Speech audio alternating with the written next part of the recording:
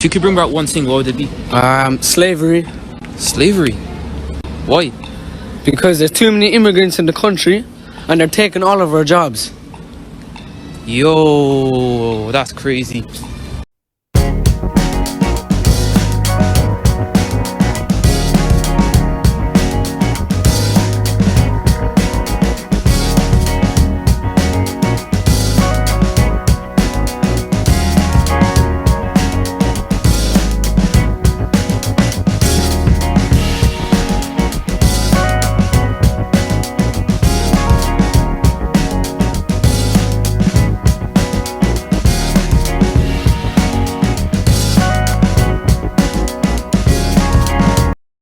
Hello, it's Lady Boulay, and I hope you're having a lovely day. Thank you for your support. Thank you for subscribing to the channel. Thank you for your thumbs up, for your comments, and thank you for sharing the videos. Thank you for all you do to support the channel. And yes, we are commanded to love one another, whether we want to or not, or whether we agree with each other or not. Now that little clip at the beginning of this video should be chilling to anybody of African descent. It is a reminder that this diaspora war is really stupid. For all of us who participate in it, trying to solidify our position and protect our own pride and ego, this should be a wake-up call for everybody. This young white guy says if it was one thing he could bring back, it would be slavery. And he's in Ireland. That is not in the United States.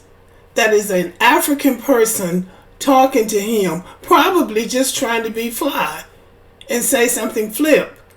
But this guy came out of a very serious bag.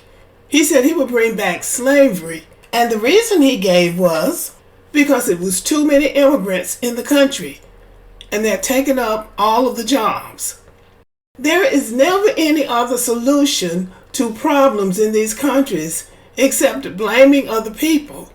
I find it so ironic that Europeans have gone into Africa and pillaged and stolen and plundered and taken, and the African people still seem to welcome them based on what I hear.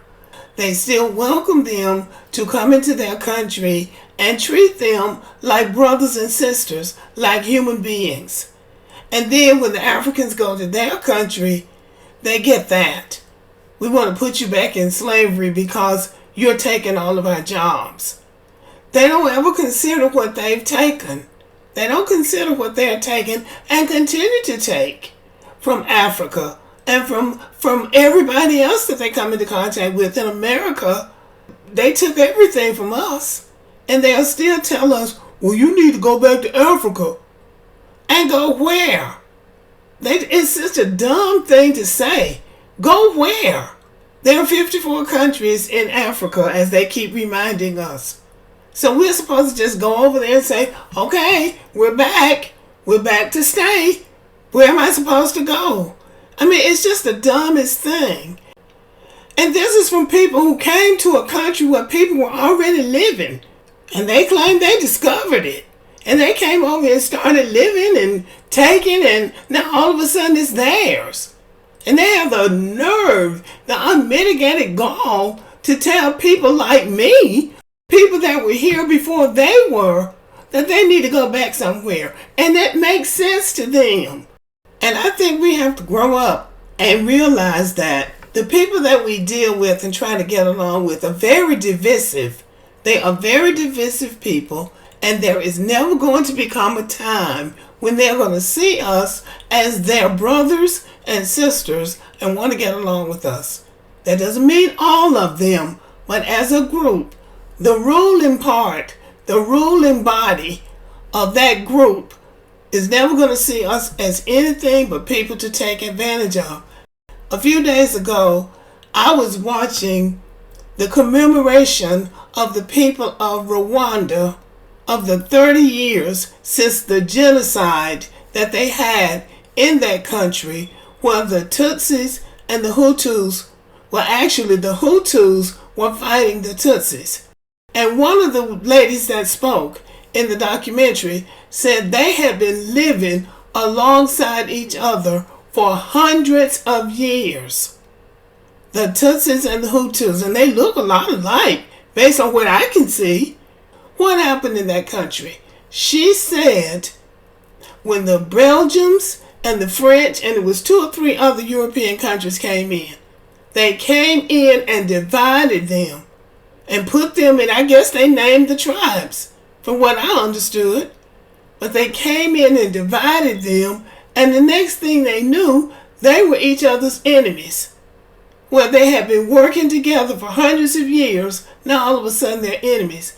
And I was in Nashville, Tennessee years ago at a convention, and a young man from South Sudan was working at the hotel, and I had an opportunity to talk to him. He said the same thing happened in his country. When they came, those Europeans came, I believe he said that they put chicken feet on one group, because they have the Dinkas and the Nuer, and I'm sure I'm not pronouncing it correctly, but the 2 major groups there, and they marked them on the foreheads of one group. I think it was the Dinka. They put chicken feet, and then they put something else on the other group. That way, dividing them, and over a period of time, making enemies of each other. People who were basically the same people living together for hundreds of years. Now the devil comes in and divides them. And who's benefiting from it? And that is the question that every person of African descent has to ask themselves. Who is benefiting from me hating another black person or another person of African descent? It is a divide and conquer strategy that has always worked. Do you know that the enslaved people in the United States of America told a tale about being captured in Africa? They said that there were Africans who captured them and walked them down to those slave ships. And when it was time for them to board those ships, there were black men, Africans, out there helping those white people to shackle them down in the bowels of those ships. And when those Africans who were helping them to shackle and chain those enslaved people down finished, the white people turned the guns on them and chained them up and put them down there too. So even when you think you're in with them, they'll still turn on you. We have a common enemy, and that common enemy benefits from us fighting and hating and finding fault with each other. That is something that black people of African descent are going to have to grow out of for our own survival. If you could bring back one thing, what would it be? Slavery. Slavery? Why? Because there's too many immigrants in the country, and they're taking all of our jobs. Yo, that's crazy. People who have never been your friends since you came into contact with them, somehow now you think they're your friend. Probably not. Okay, y'all, the diaspora war is stupid, but let me know what you think about it. Thank you for listening. Subscribe to the channel, give me a thumbs up, leave a comment, share the video, and as always, have a great day.